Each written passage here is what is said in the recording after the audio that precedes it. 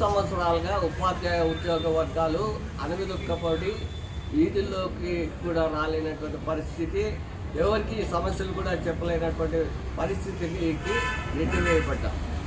అందుకు ప్రధాన కారణం ఏపీ ఎన్జిఓ సంఘం, ఆ అసోసియేషన్ యొక్క పోకడ లేనటువంటి విషయం ఈ రాష్ట్ర ఉద్యోగ ఉపాధ్యాయ లోకానికి అన్నిటికీ కూడా తెలుసు. అదొక భజన సంఘము, అదొక వైసీపీ యొక్క భజన సంఘం కాబట్టి ఆ పోకడులతో, ఆ నేతృత్వంతో, ఆ భజన సంఘంతో ఉద్యోగ ఉపాధ్యాయులు తీవ్రంగా వాళ్ళ యొక్క అనాలోచిత చర్యల వలన, భజన వలన తీవ్రంగా నష్టపోయినటువంటి పరిస్థితి 5 ఏళ్ళుగా మనం చూసినాం. ఏ ఉపాధ్యాయుడు కూడా, ఏ ఉద్యోగి కూడా నోరెత్తలేనటువంటి పరిస్థితులకి ఆ సంఘం వల్ల ఏర్పడింది. అటువంటి సంఘ ప్రధాన కార్యాలయంలో విజయవాడలో ఈరోజు గౌరవనీయ మాజీ శాసన మండలి సభ్యులు అశోక్ బాబు గారు, శ్రీ వేపాడ చిరంజీవి గారు, శ్రీ ఏఎస్ రామకృష్ణ గారు ఉపాధ్యాయ సంఘాలతో, అధ్యాపక సంఘాలతో ఆ ఎన్జిఓ కార్యాలయంలో సమావేశం ఏర్పాటు చేసినారు. ఉపాధ్యాయ అధ్యాపక సంఘాలు కోర్టు పక్షాన మేము తెలియజేయడం ఏమంటే, ఆర్య గౌరవనీయ మాజీ శాసన మండలి సభ్యులందరికీ కూడా మీకు ఉపాధ్యాయుల చర్చలపైన, అధ్యాపకుల చర్చలపైన సమావేశం ఏర్పాటు చేస్తున్నందుకు మీకు కృతజ్ఞతలు, ధన్యవాదాలు. అయ్యా, మేము రాలేని పరిస్థితి కాబట్టి మొట్టమొదట ఈ సమావేశాన్ని ఏర్పాటు చేయడం పట్ల ధన్యవాదాలు తెలుపుకుంటూనే, ఈ సమావేశాన్ని మేము బహిష్కరిస్తున్నాం ఫోటో పక్షాన, రిజిస్టర్డ్ సంఘాల పక్షాన అనే విషయాన్ని కూడా మీ దృష్టికి తీసుకొస్తున్నాము. అందుకన్నా కారణాలు కూడా మేము వివరించదలుచుకున్నాం. ఎన్జిఓ సంఘము 25,000 కోట్ల బకాయిలు ప్రభుత్వం కాజేసింది, దొంగతనం చేసింది అంటే ఆ రోజు టెక్నికల్ గ్లిట్స్ అని, సాంకేతిక కారణాల వల్ల ఇది జరిగింది, అటువంటి పొరపాటు జరగలేదు అని వేదికల పైనకు వచ్చి, పత్రికా ముఖంగా వచ్చి, మీడియా ముఖంగా వచ్చి చెప్పి ఉపాధ్యాయ ఉద్యోగవర్తులు పక్కదో పట్టించి మోసం చేసింది ఎన్జిఓ సంఘం కాదా? అంతేకాకుండా పిఆర్సీకి సంబంధించి ఫిట్మెంట్ విషయంలో తగ్గించడంలో కూడా ప్రధాన కీలక పాత్ర వహించింది వాళ్ళే అని చెప్పి రిజిస్టర్డ్ ఉపాధ్యాయ సంఘాలు ప్రగాఢంగా నమ్ముతున్నాయనేటువంటి విషయాన్ని కూడా చెప్తున్నాం.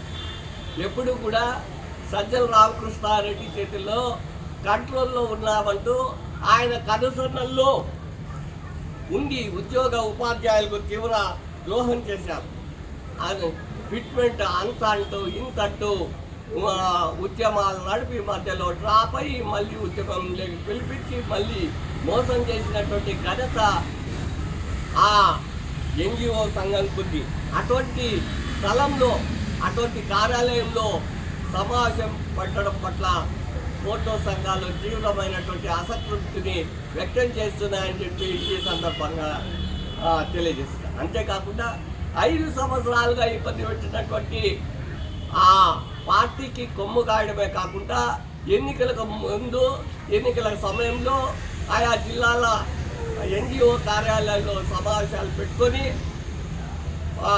తప్పుకోకుండా ఓటు వేయండి అని చెప్పి ప్రలోభాలకు గురి చేసినటువంటి ఆ సంఘం యొక్క కార్యాలయాల్లో మీటింగ్ పెట్టడం పట్ల తీవ్రమైన అసహనాన్ని కూడా మేము గురవుతూ, ఆందోళన చెందుతూ ఈ సమావేశాన్ని, ఈరోజు జరుగుతున్నటువంటి సమావేశాన్ని బహిష్కరిస్తున్నామని చెప్పి చెప్తున్నాం. మీటింగ్ పెట్టేటట్లుంటే ఏదైనా ప్రభుత్వ కార్యాలయాల్లో కానీ, కలెక్టరేట్ కార్యాలయంలో కానీ, సెక్రటరేట్ కార్యాలయంలో కానీ, డైరెక్టరేట్ కార్యాలయంలో కానీ, లేదా ఏదైనా ప్రైవేటుకు సంబంధించినటువంటి కార్యాలయాల్లో కానీ పెట్టుంటే చాలా ఆహ్వానించదగ్గ పరిణామంగా మేము భావించిన వాళ్ళం. కాకపోతే ఈ విధంగా ఒక ఎన్జిఓ సంఘం వైసీపీకి సజ్జల రామకృష్ణారెడ్డికి సొమ్ము కాసినటువంటి ఒక సంఘం యొక్క కార్యాలయంలో మీటింగ్ పెట్టడం అనేటువంటిది చాలా బాధాకరము, శోచనీయము. ఉద్యోగ ఉపాధ్యాయులను అంచెవేతి గురి చేసినటువంటి అటువంటి సంఘం పట్ల మేము వ్యతిరేక భావనతో ఉన్నాము. కాబట్టి ఇది మేము ఒక రకంగా మా అనేక సందేహాలు ఉన్నాయి. ఒక ఎన్జిఓ సంఘానికి మద్దతు పలికేదానికి, మద్దతు కూడుకట్టేదానికి చేస్తున్నటువంటి ప్రయత్నమా, లేకపోతే వాళ్ళని బలోపేతానికి చేసేటువంటి ప్రయత్నమా, లేకపోతే ఎమ్మెల్సీ దీనికోసం మద్దతు కూడగట్టేటువంటి ప్రయత్నమా, ఏదో మాకు అంత చిక్కలేనటువంటి పరిస్థితి. మేము నిజంగా చిత్తశుద్ధి ఉంటే ఏదైనా సెక్రటరియట్లో మీటింగ్ జరిగితే అక్కడ మేము హాజరయ్యేటువంటి వాళ్ళము, మా సమస్యలని చెప్పుకునే వాళ్ళము, సుదీర్ఘంగా చర్చించే వాళ్ళం అనేటువంటి విషయాన్ని స్పష్టం చేస్తూ మేము ఈ విషయాన్ని లోకేష్ విద్యాశాఖ మంత్రులు లోకేష్ గారికి మరి గౌరవనీయ ముఖ్యమంత్రి చంద్రబాబు నాయుడు గారికి, మరి అదేవిధంగా ముఖ్యమంత్రి పవన్ కళ్యాణ్ గారికి దృష్టికి తీసుకుని పోతాం. దీనిపైన ఇది నిజంగా అధికారికమైనటువంటి సమావేశమా కాదా అనేటువంటి విషయాన్ని కూడా మేము